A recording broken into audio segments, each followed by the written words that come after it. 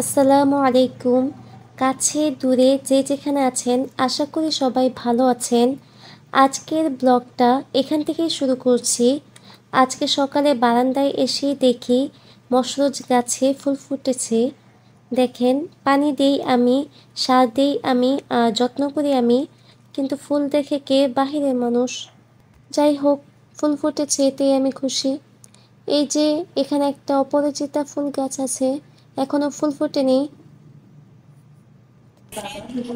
এই যে দেখেন, সকাল সকাল ঘুম থেকে উঠেই বাচ্চাদের দুষ্টুমি শুরু হয়ে গেছে।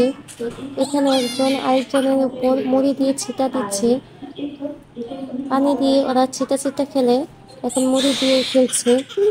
আম্মু বলতেছে আজকে কার্পেটটা ধুয়ে দিবে, কারণ বাচ্চারা কার্পেটের উপর খেলাধুলা করে ময়লা ফেলে একেবারে নোংরা করে ফেলেছে। তাই আজকে খালাকে নিয়ে কার্পেটটা ধুয়ে দিবে। এই যে কার্পেটের উপর আম্মু প্রথমে হুইল পাউডার ছিটিয়ে দিচ্ছে, এরপর এতে পাইপ দিয়ে পানি দিয়ে ভিজিয়ে নিচ্ছে।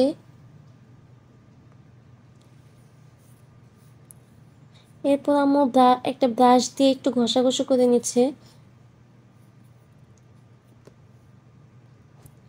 এখন খালাও আসছে আম্মুকে হেল্প করতে। আম্মু পানি দিচ্ছে আর খালা ঝাড়ু দিয়ে কার্পেটটা পরিষ্কার করছে। তো আম্মু আর খালা কার্পেটটা পরিষ্কার করতে থাক, আমি এ ফাঁকে ঘরে যে একটু কাঁচা আম ছিল সেটা দিয়ে আমসত্ত্ব বানাবো। কাঁচা আমের সিজনে এই কয়েকদিন আগেও অনেকগুলো আমসত্ত্ব বানানো হয়েছিল, কিন্তু সেগুলো খেয়ে শেষ পর্যায়ে চলে আসছে। তাই আজকে আবার একটু আমসত্ত্ব বানিয়ে নিব। এখনও বাজারে কিছু কাঁচা আম পাওয়া যাচ্ছে, সেগুলোই কালকে কিনে আনা হয়েছিল, তাই আজকে একটু আমসত্ত্ব বানিয়ে নেব। এই যে এখানে আমগুলো আমি আগে গলিয়ে নিয়েছি সিদ্ধ করে। এবার এতে দিয়ে দিয়েছি লাল চিনি। আমাদের এখানে এটাকে লাল চিনি বলে, আর এই চিনিটা আমাদের এখানে বেশি পাওয়া যায়, অন্য এলাকায় পাওয়া যায় কিনা আমি সঠিক জানি না। এটাকে আবার কেউ কেউ ঝুরা গুঁড়ো বলে। তো আচারটা হয়ে আসছে, এবার এতে পাঁচফোড়নটা দিয়ে দিব। সিম্পল ও সহজ আচার। এরপর এটাকে রোদে শুকিয়ে আমসত্ত্বের শেপ দিয়ে দিব।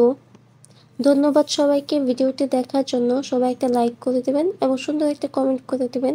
আর যদি ভালো লেগে থাকে, ফেসবুক থেকে দেখে থাকলে পেজটাকে ফলো করে দেবেন, আর ইউটিউব থেকে দেখে থাকলে চ্যানেলটাকে সাবস্ক্রাইব করে দেবেন। ধন্যবাদ সবাইকে।